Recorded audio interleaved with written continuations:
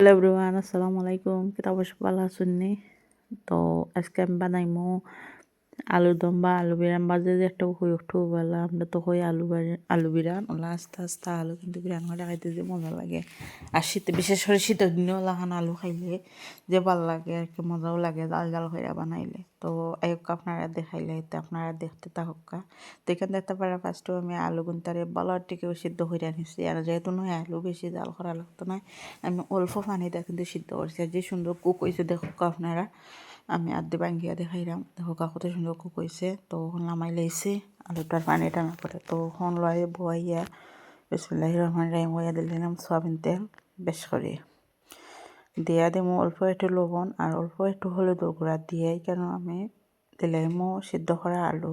তো সিদ্ধ করা আলুরে বালাটিকে লাল লাল হইয়া অন্য তেলের মাঝে বিরান হল মার্কে। তো তেলের মাঝে বিরান হয়ে দেখো আমার প্রায় গেছি আর কত সুন্দর লাগে ওগুলো এখন লাল লাল হইয়া বাজবা খাইতে যে মজা লাগবে দেখবা। আপনারা একদিন ট্রাই করে দেখবা। আর আমার ভিডিওটা যদি আপনার কাছে ভালো লাগে তাহলে অবশ্যই লাইক কমেন্ট শেয়ার করবা, আর আমার চ্যানেলটা সাবস্ক্রাইব করবা আর টিকটকে ফলোতে রাখবা। তো দেখতে পারা আমি কেন আলু প্রায় ভাজা হয়ে গেছে লামাই লাইছি। ওখানে আমি আরও একটু তেল দিছি এখানে বেশি আর বেশ করে তেল দিয়ে খাইতে কিন্তু আমার যে ভালো লাগে আলু বিরান।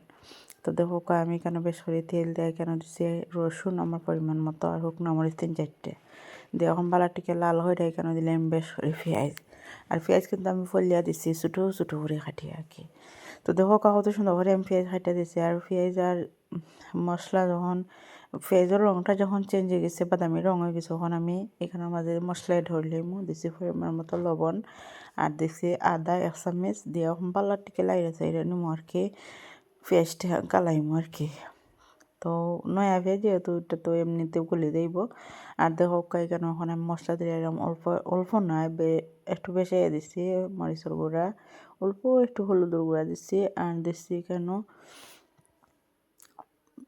বাখর গুঁড়া দিয়া এখন বালাটিকে একলারি চাই দিম। আর আমার কাছে জিরা গুঁড়া নাই, আমি কিন্তু রসুনের লগে দিলাইছি অল্প একটু আস্তা জিরা আর কি দিলাইছি।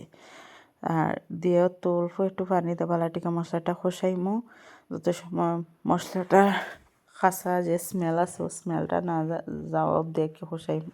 তো দেখো কত সুন্দর করে আমি মশলা কষাইছি কেন মাঝে ওখানে আমি দিমু যেহেতু টমেটো নাই ও তার লাগে দিলাম আর কি সস। আর সস অপশনাল, আপনারা চাইলেও দিতে পারবা না চাইলে স্কিপ করতে পারবা। তো আমার কাছে টমেটো নাই তার লাগে আমি দিছি সস। আর সসটা খাইতে আমার ভালোও লাগে। তো দেখো কখন আমি বালাটিকে আলু দিয়ে বালাটিকে লাড়ি ছাড়িয়ে দিম আর কি। আলু দিয়ে বেশি মানে ভাজা লাগে না আর কি, প্রায় 1 মিনিটের মতো লাড়ি ছাড়িয়ে আর কি লামাই লাইবা। আর এখানে আমার হচ্ছে বাহার পাতাও না, বাহার পাতা যদি থাকতো আরও বেশি মজা লাগলো না। আর খাইতে কিন্তু যে মজা লাগে আমার কাছে বাহার পাতা বেশি ভালো লাগে না খাইতে। তো তার লাগে আর কি আর দিলাম নাইও আর দিছিও না, তাহলে অবশ্যই দিলাম না ভালো লাগুক আর না লাগুক। তো দেখো কত সুন্দর বিরান হয়েছে আর খাইতে যে মজা হয়েছে। আর আপনারা একদিন বাউলা খান ট্রাই হইরা। আর আগে আমরা ছোটো থাকতে মেলা মাহফিল লইলে ওয়াজ হইলে আর কি মেলার মাঝে ওলা খান ব্যস্ত মানছে, তো আমরা খাইতাম তো যে মজাও লাগতো। তো দেখো আমি প্রায় লামাই লাইছি আমার রান্নাও শেষ। ওখানে আমি ডেকোরেশন করলাম আর খাইতে কিন্তু যে মজা হয়েছে কি তা কইতাম। শীতের সকালে যদি ওইলাখান থাকে একটা আলু দম খাইতে কিন্তু সেই স্বাদ লাগে। আর দেখো কত সুন্দর কালার আইসে আর খাইতে যে মজা হয়েছে। আপনারা একদিন প্লেট ট্রাই করে দেখবা, আমার রিকোয়েস্ট আপনার কাছে অবশ্যই ভালো লাগবো। আর দেখো কত সুন্দর লাগে আর ওলা মোটা বড় বড় চাক চাক করে আর কি আলু বিরান আমার অলওয়েজ ভালো লাগে। আমি শীতও করি গরমের দিনও আর কি আলুতে একটু দাম বেশি থাকাতে লাগে কম করা হয়। আর শীতের দিনও আর কি বেশি বেশি খাই, তো প্রতিদিনও খাই। আর ভাবলাম আপনার লাগে আজকে শেয়ার করি, ও তো ওটা লাগে আর কি আর শেয়ার করলাম। তো দেখতে পাররা